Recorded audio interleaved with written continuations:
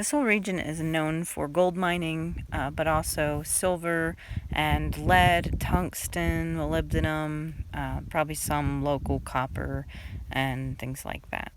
So down there over the hill, there's a pretty big mine adit, and we'll go down and take a closer look. So, okay, this is actually pretty big. They have it barred off for safety reasons, but let's go up and look through the bars so you can get an idea of what this is like on the inside. You can see the wood framing. Yeah, like I said, it's pretty tall. This is actually a pretty decent structure compared to some that I've seen. So you got some headroom in there. So here's some old trackway that's left. The mining hole looks like it was here, but it's been filled in. Here's part of a link belt conveyor system. There's a lot of stuff just laying around here that's just kind of strewn about, but these are pretty neat. You can actually see on these little scoops right on the bottom, you can actually see that old embossed link belt brand. Here's another mining hole.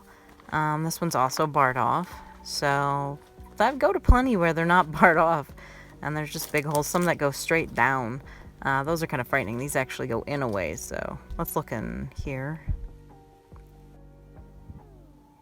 So there's the inside of that one. There's not that wood framing like we saw on the other one, so it just kind of blasted into the rock there. And yeah, that's what's left. So if we go around the corner here, there's some more stuff left over. And some tailing piles over here. You can see there's what's left of that frame. Pretty good, actually. And well, let's look at these piles here. We got some of what's related to skarn. There's some marbleic pieces around here. And then we've got here just a chunk of granite. So there was obviously some igneous activity around here. That's some feldspar-rich granite.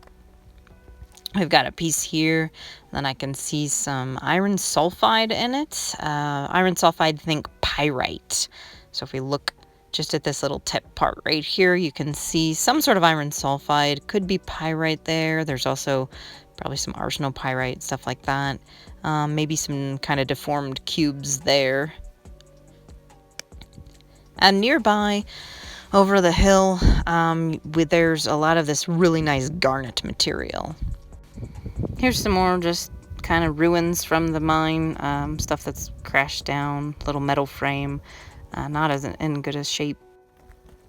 There are these huge buildings and a lot of this mining equipment all over in the general area. Now, this is all going to be, there's several different mining operations here in the phases from different years.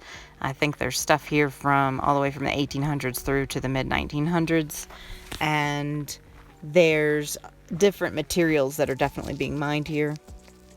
There's steam operations, there's the older just straight mining adits.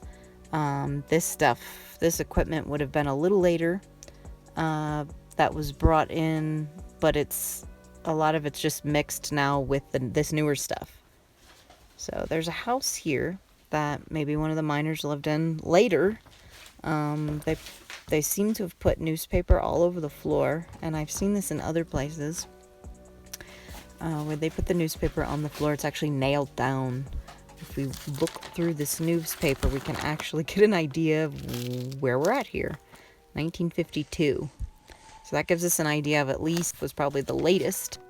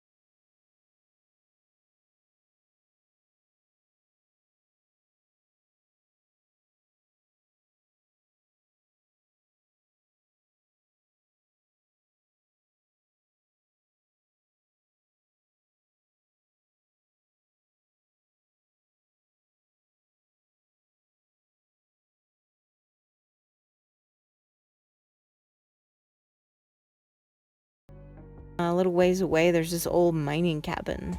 And this one, I would assume, was definitely from the older days.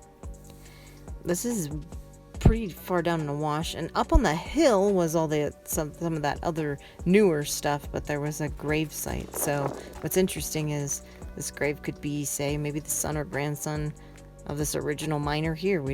Who knows? This is, like I said, decades of mining in this area. So this was a pretty early on built cabin. Again, maybe this might have been more likely to be